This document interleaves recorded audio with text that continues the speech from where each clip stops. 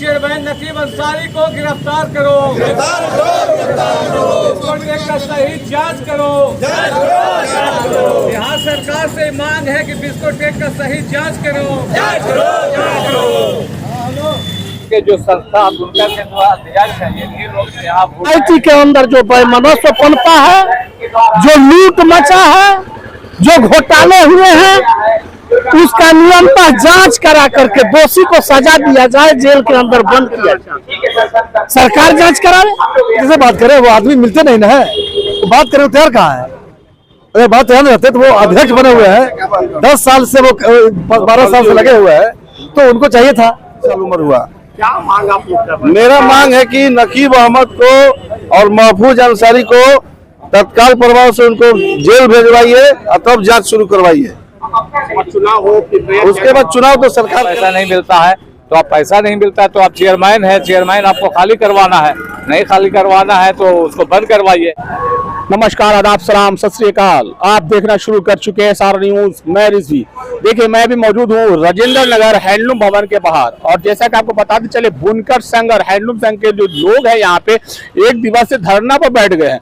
मांग है इनका कि यहाँ पे जो चल रहा है हैंडलूम, उसमें कहीं ना कहीं घोटाला हो रहा है, बहुत तरह से अनियमितता हो रही है। यहाँ पे जो बैठे हुए हैं अधिकारी लोग, वो गलत तरीका से बैठे हुए, बहुत तरीका से उन्होंने कई तरह के आरोप लगाए हैं, और उन्होंने क्या कहा तमाम बातें हम आपको सुनाते हैं। उनका कहना है कि यहाँ पे जो भवन दिया गया है एक आदमी को, वो अनलीगल, बहुत तरह की उन्होंने बातें कही है। उन लोगों ने आवाज उठाई है कि इसको बर्खास्त किया जाए, नए तरीका से चुनाव किया जाए और नए चेयरमैन को बैठाया जाए। जो बैठे हुए हैं अभी अधिकारी लोग, जो बड़े अधिकारी यहाँ बैठे हुए, कुछ लोग मिली भगत से यहाँ पे घोटाला हो रहा है, इसको जांच किया जाए, सीबीआई जांच किया जाए, सरकार इसकी जांच कराए, तमाम तरह की बातें उन्होंने कई गंभीर आरोप लगाए हैं, इल्जाम लगाए हैं, और यहाँ पे धरना पर बैठ गए। लगातार उनका दूसरा धरना है। इन्होंने कहा है कि अगर मांगे नहीं मानी गई तो और भी लगातार हम लोग धरना प्रदर्शन करेंगे, उग्र प्रदर्शन भी कर सकते।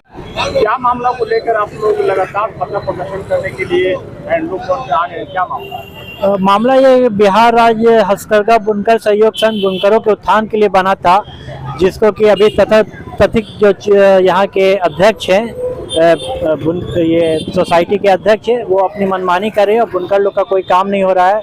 बुनकर लोग एकदम हाशिए पे चले गए हैं, उनकी आर्थिक स्थिति बेहद ख़राब है। कुछ ही बुनकर जो मतलब मान के चलिए 7 से 8 बुनकर है, उन्हीं लोग को फ़ायदा पहुँचाया जा रहा है, पूरे बुनकर लोग को फ़ायदा नहीं पहुँचाया जा रहा है। और ये बुनकर सोसाइटी में काफ़ी यहाँ घोटाला हुआ है, वित्तीय घोटाला हुआ है, अपनी मनमानी कर रहे हैं।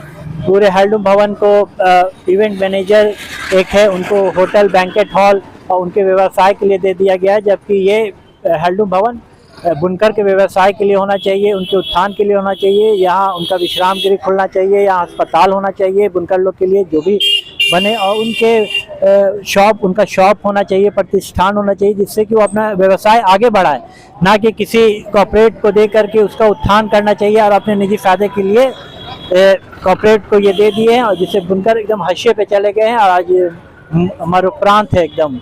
वही सरकार से मांग कर रहे हैं कि ये हैंडलूम भवन को खाली कराया जाए, तथा कथित जो चेयरमैन है उनको पदमुक्त करके सीबीआई या ईडी से या मांगों को लेकर आप लोग उतर गए रोड पे। ये हैंडलूम भवन बुनकर बचाव संघर्ष समिति के बैनर तले हम लोग धरना दे रहे हैं। ये भवन हमारे बाबाए कौम अब्दुल कयूम अंसारी का देन है कि ये बुनकरों के लिए बनाया गया था। उन्होंने 20 साल तक पंजाब नेशनल बैंक इसमें किराए में थी। हाँ जी, उस वक्त आपको नहीं, इसके लिए हमेशा लड़ाई लड़ते रहे लोग, लेकिन बुनकर की स्थिति ऐसी है कि कोई रोजगार नहीं है। ये 90 के दशक से पहले बुनकरों का स्थिति बहुत अच्छी थी। यहाँ पर सबका स्टॉल लगा हुआ था, पूरा जिला का स्टॉल यहाँ लगा हुआ रहता था। लोग अपने माल तैयार करा करके यहाँ दुकान में बेचते थे, बिक्री केंद्र बना हुआ था। लेकिन 90 के बाद का बुनकर का स्थिति बहुत दयनीय होता गया, आज तक का खराब है। बीच में हम लोग ने नीतीश कुमार से मांग किया था, उन्होंने बेडशीट का आदेश दिया था कि हॉस्पिटल में बेडशीट के लिए बेडशीट है, टॉवेल है, डस्टर है, पर्दा है, टेबल क्लॉथ है। ये बुनकर का रोजगार के लिए सतरंगी चावल का था, और उसमें रंगरेज का भी था, उसमें दर्जी का भी था। ये तीनों मिल करके एक संस्था बनी थी, नीतीश कुमार बनाए थे, लेकिन वो नोडल एजेंसी बनाया गया बिहार स्टेट हैंडलूम को। अब ये है कि बुनकर को देते नहीं है, ये अपने ढंग से माल बनवाते हैं। मानपुर पावर लूम हो गया, भागलपुर पावर लूम हो गया, या बाहर से मिल से चादर बनवा करके और हॉस्पिटल में सप्लाई करवाते हैं। सबसे बड़ा बाजार तो सिगोड़ी का भी है। सिगोड़ी में दो चार दलाल ये रखे हुए हैं जो 5-10 लूम रखे हुए हैं दिखाने के लिए। 2-4 ठो दलाल भी है सिगोड़ी में रखे हुए हैं, गया मानपुर में रखे हुए हैं। बिहार शरीफ में तो एक लूम नहीं चल रहा है। बिहार शरीफ में 5-6 आदमी के समिति पर ये माल लगाते हैं और वहां पर है नहीं। ये खुद जो है अपने अध्यक्ष जो बने हैं, इनका समिति में एक लूम भी नहीं है और वहाँ के निवासी भी नहीं है। ये रहते हैं पटना में बगल में कंकड़बाग में, लेकिन वहाँ के एड्रेस पर ये समिति बनाए हुए हैं। कहाँ के?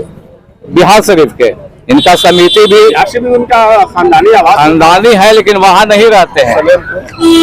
इनका जो है कि समिति भी जो ना ये फॉल्स बना हुआ है। ये समिति में कोई सदस्य भी नहीं है ना वहाँ कोई परेशानी होगी। आप लोग को इतना जमाना आज एकदम बैठ गए रोड पे। देखिए 1990 के काल में तमाम वित्तीय संस्थानों से जुड़े हुए अनुदानित मामले जो थे, सहकारिता से जुड़े जितने भी मामले हैं, उनका गठन एक उद्देश्य को लेकर के हुआ था जिसका लाभ आम आवाम तक किसी न किसी रूप में पहुंच सके।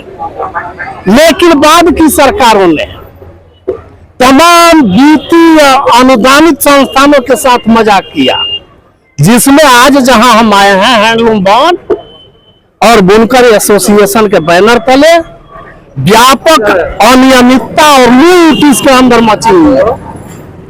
सामने जो बिल्डिंग दिखाई पड़ रही है, इस बिल्डिंग को औने पौने दाम में निजी हाथों में दिया जा रहा है।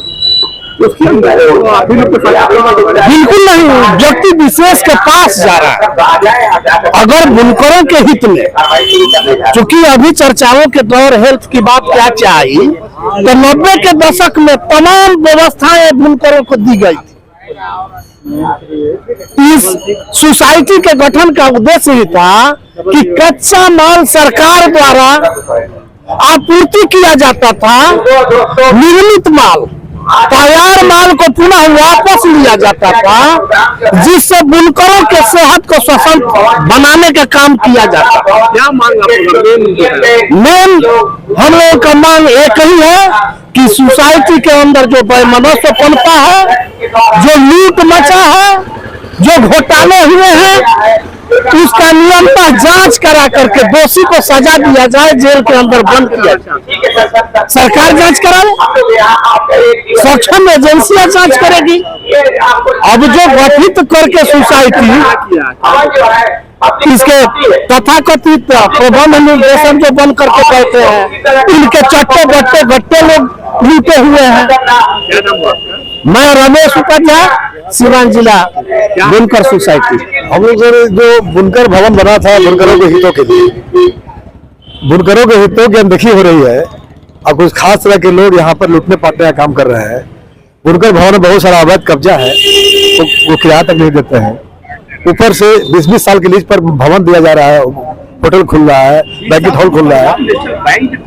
तो सर वो सब अवैध तरीके से है सर, उसका कोई पैसा नहीं मिलता है जी। उस वक्त हम लोग जिस वक्त बने हुए थे उस वक्त हम लोग जानकारी नहीं थी, पैसा मिलता है कि बाद में जब मालूम चला हम लोग देखा कि वो मैरिज हॉल बना हुआ है। क्या आमदनी और कहाँ से आएगा, कैसे खर्च? बुनकरों का आमदनी, बुनकर बहुत खस्ता हाल में जी रहा है सर। अब बुनकर लोग पलायन कर रहे हैं, उनको जो मेहनताना है वो भी नहीं मिल पा रहा है।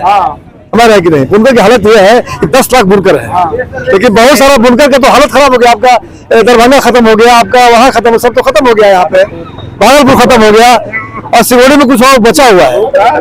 कैसे चले? जो बुनकरों का माल यहाँ खरीदे। सतरंगी चादर की योजना के तहत हुआ था कि यहाँ पर बुनकर धुनकर जो लोग हैं उनका सतरंगी चादर यहाँ से खरीदाएगा, उनका प्रदर्शन रहेगा, बुनकरों का एक मार्केट बनेगा। भवन बन रहा है या मार्केट बन रहा है, किराया आएगा तो हित में खर्च जी नहीं। बुनकर का सवाल कहाँ, फिर बुनकर मार्केट कहाँ जाएगा? बुनकर का बुनकरों के हित के लिए बना था कि बुनकर मार्केट करेंगे, प्रदर्शन कर रहेगा, लोग खरीदेंगे बुनकरों को, बुनकर के बच्चों के तालीम के लिए खर्चा होगा, बुनकरों का हेल्थ कार्ड बने, बुनकरों का बच्चे पढ़े, आगे पढ़े, उनके लिए योजना बने। ये सब तो बैठ के बात कर सकते हैं। बैठ कैसे बात करें, वो आदमी मिलते नहीं ना है, तो बात करें तैयार कहाँ है?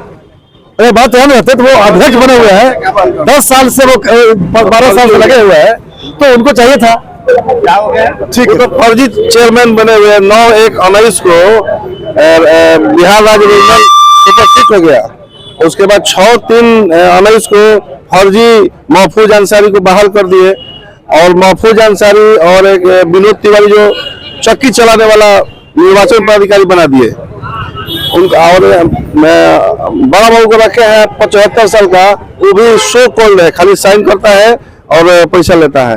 और हमारे जो अकाउंटेंट वीरेंद्र कुमार सिंह है वो भी उनका लगभग 80 साल उम्र हुआ। क्या मांग आप लोग कर रहे हैं? मेरा मांग है कि नकीब अहमद को और महफूज अंसारी को तत्काल प्रभाव से उनको जेल भेजवाइए और तब जांच शुरू करवाइए। चुनाव हो उसके बाद चुनाव तो सरकार कराएगी ना। अब जितना गबन किया 2019 से आज तक तो सब गबन का मामला बनता है। क्या नाम है? इरशाद आलम, सिवान सेंट्रल कोऑपरेटिव बैंक के डायरेक्टर हैं हम, सिवान खरगोन।